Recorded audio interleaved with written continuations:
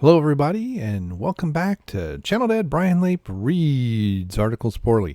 And here we have something yet and again from, this is GetPocket. This seems to be a nice collection of things, although sometimes they're a bit insane. But this one seems very interesting to me, mainly because the title and the subtitle here.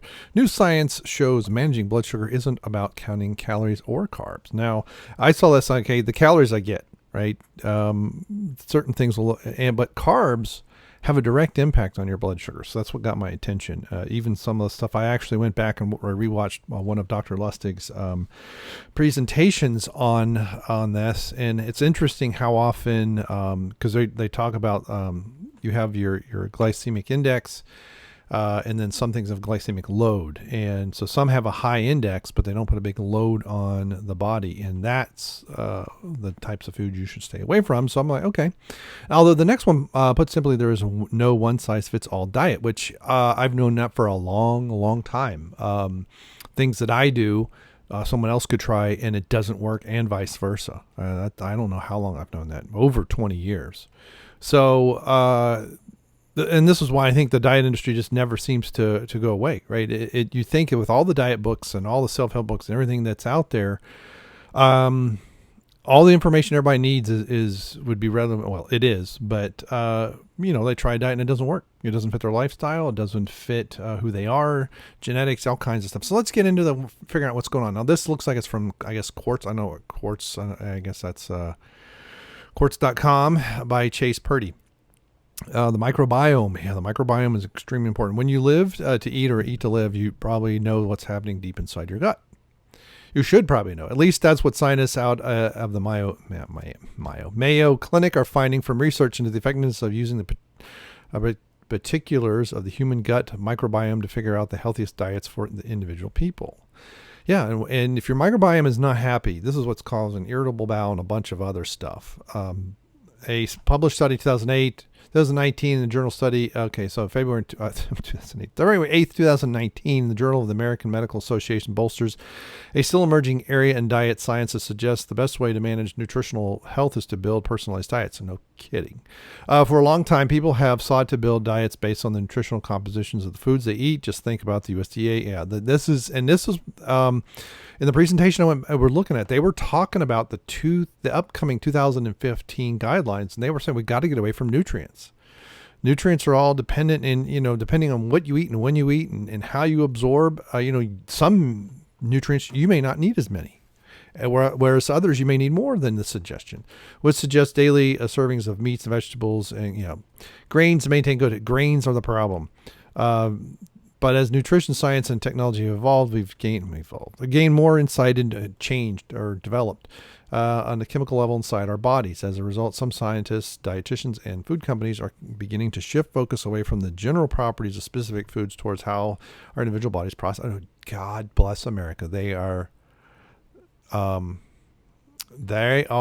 way. And in a dieting method that treats each human body less as a template and more as a highly unique ecosystem. Okay, which is true. Why is that? It's a dieting method. Okay, that's what I forgot. Ultimately, it suggests that there is no one. Okay, no kidding. The new Mayo Clinic research offers evidence for the viability of that approach from the standpoint of maintaining blood sugar levels. Okay. The researchers built a model for predicting how different foods impacted people's blood sugar levels. When they set out to test the model, they found that What they found was that, God bless, what they found was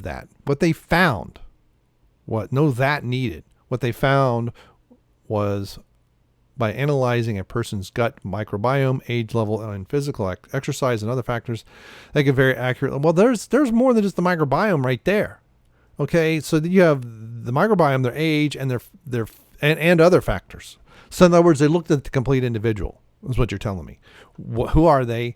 What's their gut health? What do they do for, their physical exercise? People that work in a factory and lifting heavy crap all day long, they probably don't need to exercise as much as people like myself who get to sit behind a desk all day long.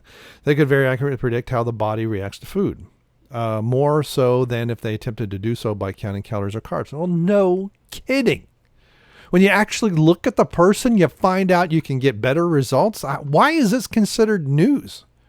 This is unbelievable. Ah, but this is because this is easy to teach, right? I can hold a class for a week and teach a bunch of people about counting calories and carbs and all kinds of other stuff, and then go on and get their certification as a dietitian, but they won't be able to help. Some people will respond well enough. And the people on the edges, either direction, can't gain weight, can't lose weight. They need special attention. But even the people in the middle, you'll get better results if you know who in the world they are.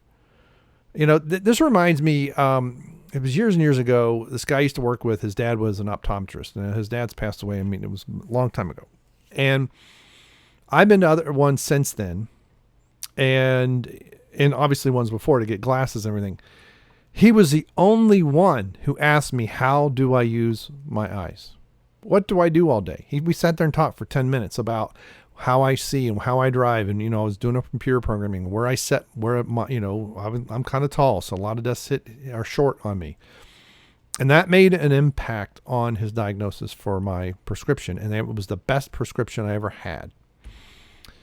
So I'm not surprised, as a clinician, I have seen that my patients do not respond to the same foods the same way, just like not all weight loss diets work for all people. Oh, no kidding.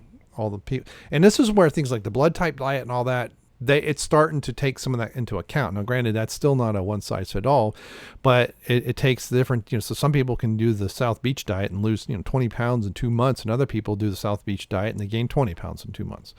As part of the research, the scientists followed 327 healthy people for 6 days. Okay. Each person submitted stool samples. Okay, that's awesome. Microbiome makeups. They also kept diaries of what they ate each day, taking care to note the exercise and rest they got. They were also outfitted with blood glucose monitors that track their glycemic responses to food. Once the researchers collected these, how good's the pancreas doing different things and predicted. Okay, according to the study, the model was able to accurately predict blood sugar change 62% of the time. Previously, when only predicting based off of carbs or calorie intake, they were able to accurately 40% to 30%. Yeah, and that's the other thing too. A calorie is not a calorie, and a carb is not a carb. A lot of it depends on what you're eating with it, what it is. Is it a simple carb? Is it a complex? We kind of lump a lot of vegetable matter into carbohydrates. But if you've got fiber-bound, especially sugar or fructose, your body, especially if it's a complete fiber source where it's got soluble and insoluble proteins, or soluble and insoluble fiber, when that gets into your small intestines, it has a very different effect than if you have nothing with, no fiber whatsoever. And so if you're just counting carbs, but you don't know what the source is, you might ingest, let's say 40 grams of carbs. Well, if that's 40 grams is less soda and it's loaded with sugar or fruit juice, that's completely different than if that's, heck, that could be, 3 apples or something, right? All that stuff is bound. And so it's not, anyway, with our individualized model, people no longer have to give up all foods within a certain category. It allows them to choose specific foods within certain categories that fit well with their microbiome. Again, trying to keep the gut healthy. One participant in the study described how he learned that he didn't have to give up all the carbohydrates to cut down on his blood sugar levels. The data collected by the model showed him he needed only to eat less rice and wheat grains while eating more eggs and cottage cheese. Oh my goodness. And if you read a bodybuilding magazine, you would have found that out back in the 90s. Okay. Yeah, more fats. So basically what you have here is he cut down on the carbs, didn't have to eliminate them, which is the kind of the keto-ish way to go. You don't cut up on all of them, you just the more processed ones. And so you eat less rice and wheat, and then you eat more eggs. So you get more protein and fats. But basically the fats is what's in the cottage cheese and the eggs more so. I mean, there's lactose in the cottage cheese. And if it's unpasteurized, there's actually active bacteria in the cottage cheese, and that can also help your microbiome. Depends on how it's made. Some of them are pasteurized after it's made to kill off that stuff, because then it spoils a little bit more quickly if you don't do that. I'm staying away from, it's sugary breakfast cereals. Well, duh, and yogurts, because yogurts are loaded with sugar, at least in the US. That's part of the problem. In Europe, not so much. It's why it's a little bit more sour. And again, yogurts too, not all yogurts are created equal. Some of them are not pasteurized after they're made into yogurt, and so the bacteria is active still, and that also helps your microbiome. I've lost a little weight, and I feel more energetic. Well, no kidding. The fats, your body's starting to use fats for energy, and that's why you've lost some weight. The work supports the findings of a similar study from 2015 conducted by the Weizmann Institute of Science in Israel. They probably say Wiseman, as a body of evidence develops in the field of personalized nutrition. It will likely be incorporated into new products that food companies make. Nestle, the world's largest food company, is already testing personalized dieting in Japan, part of the company's long-term vision that blurs the line between food and pharma. Yeah, that doesn't surprise me either, which is fine. It's a market-driven force. Okay, I don't want that, and I don't think they have any comments. There's no comments. But this is good to see that this is finally making its way into so-called mainstream medicine, if you will. This has been known for a long time in the fringe groups, and a lot of this goes. I mean, some of this I got early exposure to back in the late 70s, early 80s, was the all-natural stuff and the Feingold diet, things like that. And part of it is we didn't fully understand why is it that when I cut out sugars and other things, I don't have as many problems. But again, this is I'm not surprised this guy eats more fats and feels better, eats less sugar. Okay. Especially if he's eating sugary breakfast. I mean, that will send my blood sugar through the roof, and then it crashes hard. I haven't eaten a sugary breakfast cereal in I don't even know how many decades now.